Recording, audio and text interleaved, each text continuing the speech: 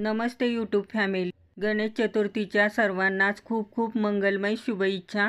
तर गणपती बाप्पांच्या आगमनाची तयारी अशा प्रकारे आम्ही केली. बाहेर मी अशी सुंदर रांगोळी काढली होती. आता या माझ्या मागून आपण हॉलमध्ये जाऊया आणि पाहूया डेकोरेशन गणपती बाप्पांचे कसे केलेले आहे. तर हे पहा, माझ्या मुलांनी अनिकेत व अक्षय दोघांनी मिळून हे डेकोरेशन केलेले आहे गणपती बाप्पांचे. आता गणपती बाप्पांच्या पूजेचे सर्व साहित्य मी काढून ठेवले. अनिकेतने गणपती बाप्पांची प्राणप्रतिष्ठा करून गणपती बाप्पांची मूर्ती स्टेजवर एका पाटावर स्थापित केली.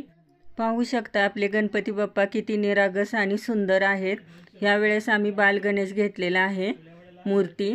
तर मी गणपती बाप्पासाठी तांदळाचे उकडीचे मोदक बनवले होते वेगवेगळा आकार देऊन, पाहू शकता तुम्ही. तर मागे असे लाइटिंग वगैरे लावून असे डेकोरेशन केले होते. मूर्तीची स्थापना झाल्यानंतर आम्ही सर्वांनी गणपतीच्या 5 आरत्या करून घेतल्या आणि इथे माझी मुलगी नयन व जावई सारंगजी हे दोघेही आले होते. त्या दोघांनाही आरती करायला लावली आम्ही. नंतर सर्वांनी स्टेज समोर उभे राहून एक एक करून सर्वांनी फोटो काढून घेतले आणि खरंच गणपती बाप्पा आल्यानंतर खूप छान असे सुंदर प्रसन्न वाटते.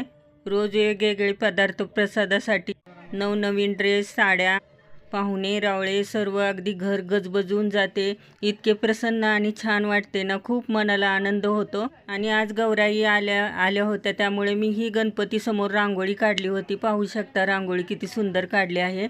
आणि गणपतीला गजमुख नाव आहे, त्यामुळे माझ्याकडे हे हत्ती होते पितळेचे, तेही ठेवले मी गणपतीसमोर. ह्या समया ठेवल्या. पाहू शकता किती सुंदर डेकोरेशन दिसत आहे.